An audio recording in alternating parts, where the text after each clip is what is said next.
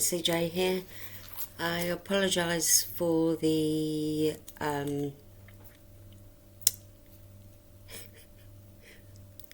great start as usual. What the video looks like, it's not the greatest. I still haven't got everything that my son and his fiancée bought me for Christmas. I haven't got it all set up yet, so this isn't a fibromyalgia video, so if you're not interested in what I'm going to talk about, I'm just going to do a story time about the last time I saw my dad. But the reason I'm doing it is because I certainly believe in God. I have faith. I also believe angels stepped in and helped me on that day. Now, you can scoff at me all you like and say, you know, you're batshit crazy. I like being batshit crazy. It's fine by me. If you don't believe in it, you have no faith, that's absolutely fine. You don't need to have any faith just to listen to my story time about what happened, and then you can make your own minds up about, did someone step in and help me? My cat's just about to meow to go outside. 3, 2, 1. He's the most contrary cat in the world. Right, so my lovely dad passed away at the end of August this year. He had dementia. He was 93, and he actually did still know who I was.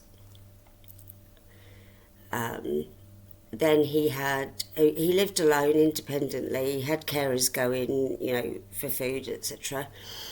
But he lived alone and walked up to the shop every day for his newspaper. And he was really proud of that. He really was. And he knew my name. He knew I was his daughter. And then he had a fall. And he broke his collarbone. He broke his shoulder. He did some damage to his rib cage. The poor man was in the most horrendous state. He really was.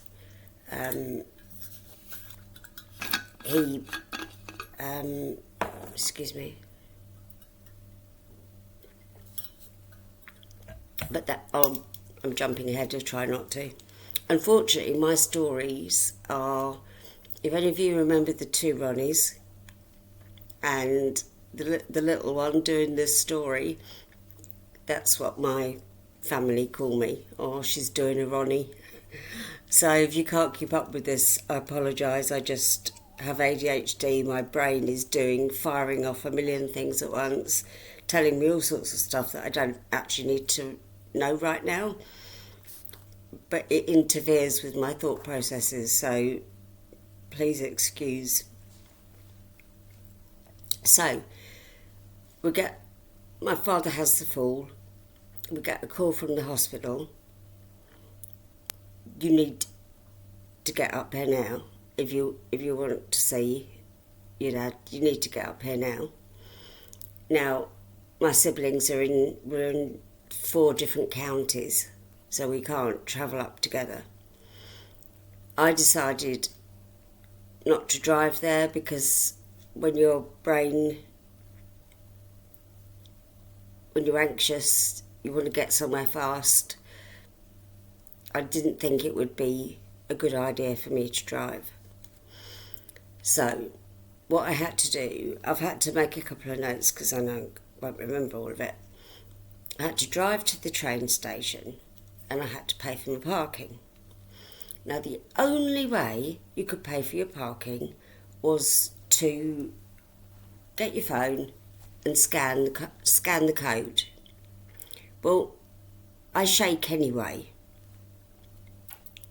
That's just me. I don't know if it's part of my fibromyalgia. I shake normally. So you can imagine I'm desperate to get there to see my dad.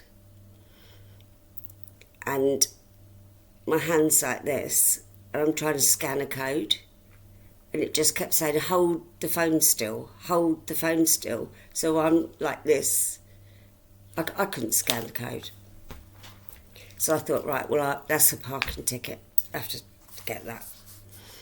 So go around to the station. You've got a whole load of steps to go up. You go across, you go a whole load of steps down. And it's a Sunday, so the ticket office isn't open. Now, those of you that have got to know me will know I love technology. I love gadgets. I love tech. I used to teach a bit of tech, so IT. I'm not quite so keen on AI, but IT, we're an IT family. My son works in IT. Veering off the subject again. So I'll tell you what I need to do. So I need to drive to the station. I need to park my car. I need to go and get a ticket for the train. I need to get on the train. I need to get to a certain station. Then I need to get on the tube. I need to get on the tube to a certain destination. I need to get off the tube and walk to a bus stop. I get to the bus stop and I have to stay on there for I don't know how many stops at this point. Get off the bus, walk to the hospital. So that's what I need to do. Now, it's a Sunday, admittedly, but this is a huge generalisation to make, absolutely huge, that people in London I think actually just, it's not London now, it's people in general do not have time for anyone else. If you stop and ask someone directions, they'll just keep walking. They won't even make eye contact with you a lot. Just keep walking, or no English, or whatever it may be. It's very rare you get help. Well, this journey, it amazed me how many people helped me. So I've got to the train station. I haven't been able to get my ticket for parking. I go down to the ticket office. It's a Sunday. The ticket office isn't open. So we've got to queue up to use this automated machine. Well, any other day of the week, I'd be fine with it. But I'm queuing behind this guy, and he is taking ages and ages and ages, to the point where I'm going to miss my train and have to wait an hour for another one. So I'm getting really wound up, and I burst into tears, turned to the young guy behind me and said, I've got to get up to London. I don't know how I'm going to get there. My dad's died. And he said, do you need a hug? I said, yes. So he gave me this big hug. And then I got to my turn at the automated ticket machine, and I took one look at the machine, one look at him, and I said, I don't suppose you can help me, can you? And this was all genuine. I don't put on tears. No, that's not me at all. I was desperate to see my dad. I didn't know how long I'd got. Could have been hours, could have been days, but I needed to see my dad. So the young guy helped me, and then he told me which platform to get on, and then he was on the platform on the other side. I caught his eye, he caught mine, I did this, he did that. How many people do that? I mean, you see me do it at the end of every video, but how many people do that? And that really, really touched my heart. Really touched my heart. So I get on the train successfully. Excuse me. It's only water and ice. I get onto the train. Now I don't want to be too long because puppy dog's here on his own. So that's another thing I'm factoring into the time situation. So I get to the station I need to get off to get onto the tube. I can never find my way around the tube. Back in the day, they used to have a little leaflet with all the stations on, and you could easily see which way you needed to go. No, they don't do those anymore. Back in the day, you'd have one in your diary. No, not anymore. I got on 3 wrong tubes. 3 going in the wrong direction. So I eventually get to the right station, and I'm going up the elevator, and I said to this older lady, somebody older than me, believe that, she was absolutely lovely, and I said, every time I spoke to somebody I was crying, and I felt the need to explain why I was crying. Puppy dog snoring, if you can hear him in the background. So I said to the lady, excuse me, I said, I need to get to the hospital. I don't know how to get there from here. And she said, right, you need to get the number 61 bus, I think it was, from whatever road. Well, I've got a clue. Not a clue. So a young person runs up behind me, taps me on the shoulder and says, I heard what you were saying. Go round. The bus will stop 200 yards down the road on this side. Just go round the corner, and she gave me directions to go to the bus stop. Well, the old lady I'd initially spoken to, snoring's putting me off, the older lady I'd initially spoken to said, I'm getting on to that bus, and I'll tell you where to get off. A lot of people tell me where to get off. So that was absolutely lovely. So we sat on the bus, and the bus eventually came, and we sat on the bus, and I was explaining to her where I was going, what I was doing, why I had tears pouring down my face. She got off the bus and said, 2 more stops. Ring the bell. I'm laughing at my puppy dog. 2 more stops, ring the bell. When you get off, you'll need to walk up so-and-so road, round the other road, and then, gave me directions to the hospital, which my ADHD brain completely flatlined. The minute she said, get on to so-and-so road, walk round, and I just lost all of it. So I get off the bus, and I'm thinking, I've got to get there. So I asked somebody directions. They give me directions by road names. I don't know any road names. So again, my ADHD brain just flatlined and just didn't hear a word. Anyway, I eventually found the place, and I walked in to reception, and there was 2 girls having a nice chat behind reception. So I thought, right, don't be, just calm yourself down, take a breath.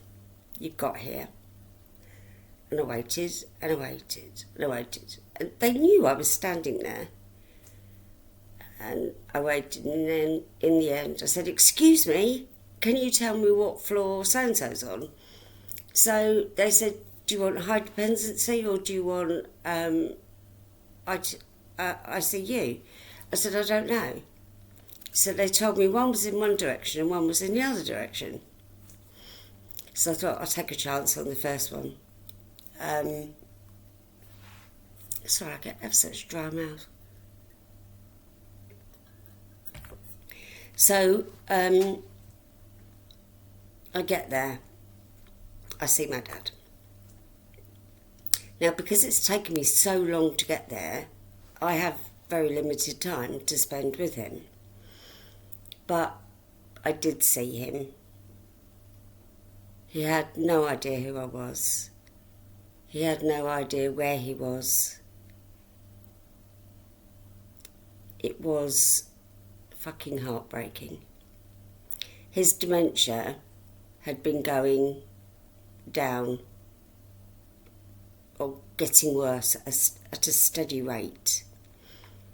After his fall, his dementia was going like that. Literally, each day, it just plummeted. His dementia just got worse and worse and worse and worse and worse. He was saying he wanted to go home. He's a 93-year-old man fighting off 2 male nurses, fighting them off, because he's just, I want to go home. And I said, Dad, you can't go home. And he was obviously in absolute agony and stressed. So, seeing him in the state he was in was, as I say, absolutely heartbreaking. I'm glad I saw my dad one last time.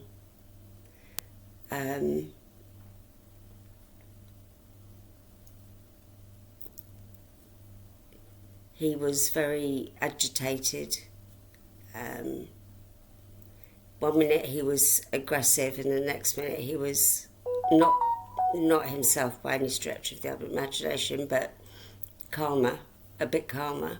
And he said, "Excuse me," he said, "what is your name?" And I told him, and just zero recognition. He just didn't have a clue who I was. And he was trying to get his gown off. He didn't realise it was a gown, and he's fighting with it. And he's got the gown all bundled up in his, as much as he can, his hand, and he keeps saying, "Can I put this down? Can I put it down?" I said, "Dad, just," and I'm trying to smooth it out over him. I said, "You don't need to put it down. It's a gown, you're wearing it." But, you know, I got to see him 3 days after his fall. So on that 3 days, his dementia had gone from knowing who I was and what my name was to not having a Scooby-Doo clue who I was. Not a Scooby. So that hurt, but I knew it was coming. Excuse me. But really, my main point of doing this story time was just to say the people that helped me on the way to that emergency race was unbelievable. On the way back, I got the bus, went completely in the wrong direction, came back, went in the right direction, found the bus, got to the train station, and I'm getting on the tube, and I found a British rail worker, and I said, "Excuse me, could I ask you a question?" And he said no, and I just burst into tears again. He said, "Of course, every question is wonderful." So I said, "I love you." And I confirmed the tube was going in the direction I needed to go in to get on the train, to get my car, to get back home. But I've tried to cheer this story up a bit because it's a story of the last time I saw my dad. He died 2 days later. If I could have got up there again to see him, I would have done, but they were limiting how many people could be there. And I have siblings, so we worked out who would go when. I don't think it's really quite hit me yet, because I remember saying to one of my sisters, not that long before this happened, I said, Dad's had enough. He's absolutely had enough. He doesn't want to be here anymore. He doesn't understand why he doesn't understand. He was doing all sorts of stuff. Hello, darling. He was doing all sorts of stuff. I won't go into, but buying expensive things that he didn't need and didn't want, but I was saying to my sister, I can see in his eyes, he's had enough. He's been here long enough. He doesn't want to be here anymore. And my sister fought that for quite a long time. And then she actually said to me, you know what, you're right. And it wasn't a case of me being right or anything. It was just a case of understanding that he would have been 94 in February. He'd had a decent enough life. We're not a very well-off family, but, that's life, isn't it? We've all worked hard. All my siblings and I, we've all worked straight from school, But the people that helped me that day on the way to the hospital were... I didn't expect anybody to help me, and the help I got was incredible. And everybody helped me with a smile on their face and a calm reaction, and I don't know, I just felt as though I'd had help from above. That's what I think.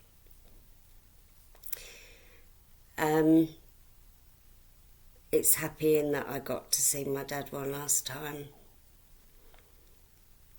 I don't know if I haven't mourned properly yet, or whether it's because I'm happy for him. I'm happy he's gone to heaven, because there wasn't anything for him anymore here. And I knew it was what he wanted. And we were asked at the hospital if he dies, do you want us to resuscitate? And we discussed it and said no. And the doctor actually said to my sister, thank you so much for saying that, because it's the best thing just to let nature take its course.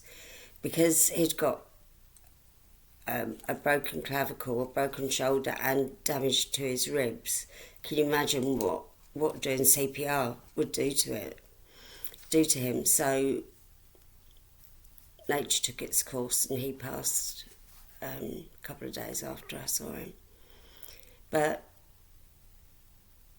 this year has been one of the worst ever of my life, and all I can say is, God bless Dad, I love you, and God bless to all of you. Thank you for listening to my ramblings. I'm so sorry. I'm going to get my setup ready So it's not so fuzzy on here. Thanks for listening. Namaste. I love you all to pieces, I really do. We're going to get this channel up and going again in the new year, I promise. So from Puppy Dog and myself, God bless, take care, and we'll see you all again soon. Bye now.